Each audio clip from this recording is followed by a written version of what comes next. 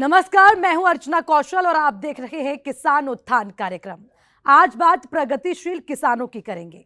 मुख्यमंत्री मनोहर लाल का सपना है कि प्रदेश के ज्यादा से ज्यादा किसान प्रगतिशील बने, ताकि प्रदेश के किसान आर्थिक तौर पर मजबूत होते हुए उनके जीवन स्तर पर भी काफी बड़ा बदलाव देखने को मिले। इतना ही नहीं, हरियाणा सरकार की ओर से उन किसानों को सम्मानित भी किया जाता है जिन्होंने परंपरागत खेती को छोड़कर आधुनिक तरीके से खेती को अपनाया।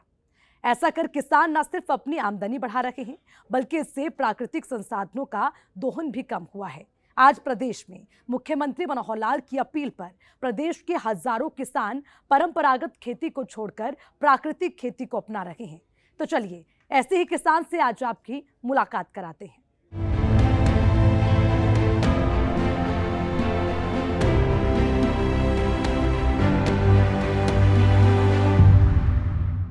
किसानों की उन्नति ही देश की प्रगति है। इस सोच के साथ मुख्यमंत्री मनोहर लाल ने किसानों के हित में एक के बाद एक कई कदम उठाए, जिसका लाभ प्रदेश के हजारों लाखों किसानों को मिल रहा है। किसानों ने अब परंपरागत खेती को पीछे छोड़कर आधुनिक खेती पर बल देना शुरू कर दिया है, जिससे छोटे बड़े सभी किसानों को सालाना लाखों रुपए की आमदनी हो रही है। इसी पर देखिए हमारी खास रिपोर्ट। देश हो या प्रदेश, पहले किसानों की बदहाली किसी से छिपी नहीं है। देश का पेट पालने वाला किसान कई बार खुद भूखे पेट सोने को मजबूर होता है। कभी प्रकृति की मार तो कभी बाजार में फसलों का सही भाव ना मिलना। किसान होगा जब खुशहाल, तभी भारत बनेगा महान। अन्नदाता की खुशहाली को लेकर ऐसी बातें हम सभी सुनते आए हैं, लेकिन दिनों दिन खेती किसानी घाटे का सौदा कहलाने लगी थी, जिससे कई बार अन्नदाता अपनी हालात पर आंसू बहाने को मजबूर होते थे। प्रदेश के मुखिया मनोहर लाल खुद किसान परिवार से आते हैं, लिहाजा उन्होंने किसानों के इस दर्द को महसूस किया है और पिछले 8.5 सालों में कई ऐसी योजनाएं चलाई हैं, जिसका लाभ प्रदेश के किसानों को बखूबी मिलने लगा है। मुख्यमंत्री मनोहर लाल किसानों से आह्वान करते नहीं थक रहे हैं कि परंपरागत खेती को छोड़कर आधुनिक तौर तरीके से खेती किया जाना लाभकारी है। ऐसा कर किसान न सिर्फ अपनी आमदनी बढ़ा सकेंगे, बल्कि प्राकृतिक संसाधनों जैसे पानी की भी कम खपत होगी। मुख्यमंत्री मनोहर लाल के भरोसे पर उतरकर किसान पारंपरिक खेती को छोड़कर आधुनिक खेती को अपना रहे हैं। धान है, गेहूं है, अथवा सरसों है, कपास है, गन्ना है, आदि फसलें ही उगाते थे और इन फसलों से भी हमने देश भर को एक प्रकार से खाद्यान्न के नाते से आत्मनिर्भर बनाया। अब समय की आवश्यकता है कि हमको इन परंपरागत फसलों के अलावा और अधिक प्रगति करने के लिए हमारी आवश्यकताएं सब्जियों की और फलों की, इन आवश्यकताओं की पूर्ति करनी है। हरियाणा में आप लोग इस क्षेत्र में बहुत अच्छा काम कर रहे हैं। सब्जियां विशेष तौर पर हमारे वर्ष भर की, भले ही मौसम के हिसाब से सब्जियां अलग अलग होती हैं, लेकिन संयोग से 12 महीने लगातार कोई ना कोई यानी सब्जी की फसल ये उगाते हैं। मौसम के हिसाब से ही उनका उपयोग होता है।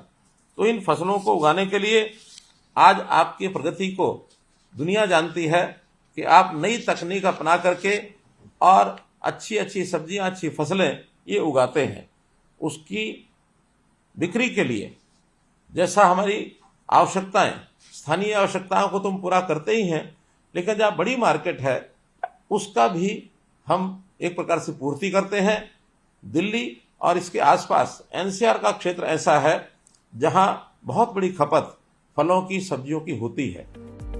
हरियाणा की मनोहर सरकार परंपरागत खेती की बजाय लगातार बागवानी करने के लिए किसानों को प्रेरित कर रही है, जिसके लिए किसानों को सब्सिडी के रूप में अनुदान सहायता राशि भी दी जा रही है। ऐसा सरकार इसलिए कर रही है ताकि किसान प्रगतिशील बन सकें, खेतों की उपजाऊ शक्ति बनी रहे, पानी का कम इस्तेमाल हो और कम पैसे लगाकर ज्यादा मुनाफा कमा सकें। ऐसा ही किया है यमुनानगर के चमरौड़ी गांव के किसान विजय कंबोज ने, जो 2 एकड़ में पॉली हाउस लगाकर तरह तरह की सब्जियों की खेती कर रहा है। मेरा नाम विजय कुमार है। ये खेती मैंने 2019 में शुरू की और मेरे बड़े भाई से मुझको ये प्रेरणा मिली। मैं पहले ओपन में खेती कर रहा था, तो उसमें मुझे कोई खास लाभ नहीं हो रहा था। तो बड़े भाई ने मेरे को मोटिव किया और घरौंडा जाके मैंने ट्रेनिंग ली इसकी, और वहाँ से ट्रेनिंग लेके मैंने अपना प्लाट लगाया और उससे मुझे अच्छी प्रॉफिट हुआ। और उसके बाद मैंने दूसरा प्लाट भी लगाया। मेरे पास अब 2 प्लाट हैं और मुझे अच्छी इनकम हो रही है। और पानी की भी इसमें काफ़ी बचत है, पानी भी बहुत कम लगता है। इसके अंदर हम कलर शिमला मिर्च उगाते हैं जो लाल और पीली होती है और जो अच्छे दाम में बिकती है, और हम उसको दिल्ली और चंडीगढ़ मंडी में बेचते हैं।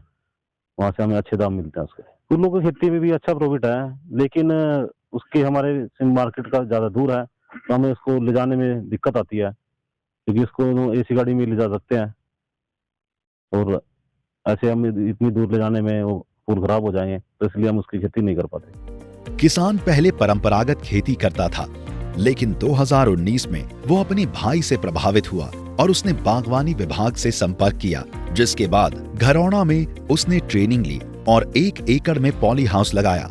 किसान ने बताया कि पॉली हाउस के लिए सरकार की तरफ से उसे 65% अनुदान मिला, और जब उसने पॉली हाउस में खेती शुरू की तो उसे पता लगा कि इसमें कम खाद और कम पानी देकर ज्यादा उत्पादन किया जा सकता है।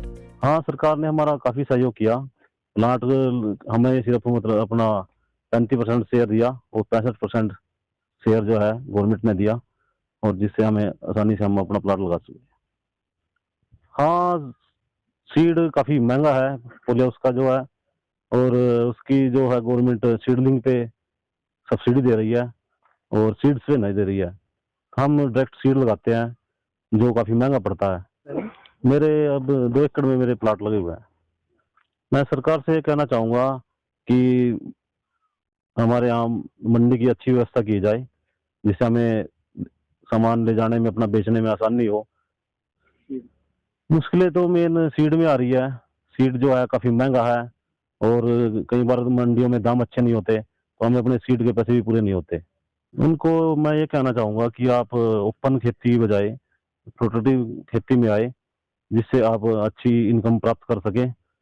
का काफ़ी अच्छा योगदान है, वो हमें समय समय पर गाइडलाइन देते रहते हैं और जो कोई हमें दिक्कत होती है उसका मतलब वो निदान करते हैं। पॉली हाउस में किसी भी मौसम में कोई भी सब्जी उगा सकते हैं, क्योंकि इसमें मौसम के विपरीत भी तापमान को किया जा सकता है। वहीं बागवानी विभाग के डिप्टी डायरेक्टर ने बताया कि सरकार किसानों की आय दोगुनी करने के प्रयास में है और किसानों को अलग तरीके से खेती करने के लिए प्रोत्साहित भी कर रही है। जिस तरह परंपरागत खेती में किसान को मौसम पर निर्भर रहना पड़ता है, तो वहीं पॉली हाउस में मौसम पर निर्भर रहने की जरूरत नहीं है। वहीं कई तरह के कीट पतंगे ऐसे होते हैं जो खुले खेत में नुकसान करते हैं, लेकिन पॉली हाउस में ये कीट पतंगे नहीं आ पाते और साथ ही पानी का भी बचाव होता है, क्योंकि इसमें ड्रिप इरिगेशन की जाती है। सबसे बड़ा तो फायदा ये होता है कि इसके अंदर हम लोग मौसम को आगे पीछे कर सकते हैं। हम मतलब सरल भाषा में कह सकते हैं कि ऑफ सीजन में इसकी खेती कर सकते हैं, जिससे किसान को उसका मूल्य अधिक मिलता है। सबसे बड़ा फायदा उसको फाइनेंशियल टर्म में आएगा कि उसको अधिक मुनाफा मिलेगा। दूसरा है बीमारियों से बचत, कि कई सारी जो कीट पतंगे थे वो खुले खेत में आ जाते हैं और किसान भाई की फसल को नुकसान पहुंचाते हैं। तो अगर हमने पॉली हाउस या नेट हाउस लगा लिया तो उसके अंदर वो कीट पतंगे प्रवेश नहीं कर पाते और उनका आक्रमण नहीं होता। तीसरा मौसम की मार है, जैसे कई बार अधिक बरसात आ जाती है, ओले पड़ जाते हैं, तो उससे फसलों को नुकसान होता है।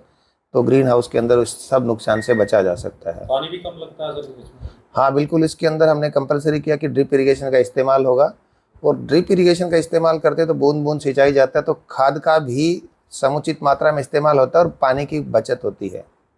सर जैसे कि जो आधुनिक खेती है इसमें बहुत सारी फसलों को इन्वॉल्व किया गया है, क्या आगे और को इन्वॉल्व किया जाएगा? किस तरह की प्रक्रिया विभाग की तरफ से चल रही है? तो बागवानी विभाग हरियाणा में सबसे नया विभाग है, आप कह सकते हैं कि सबसे यंग डिपार्टमेंट है।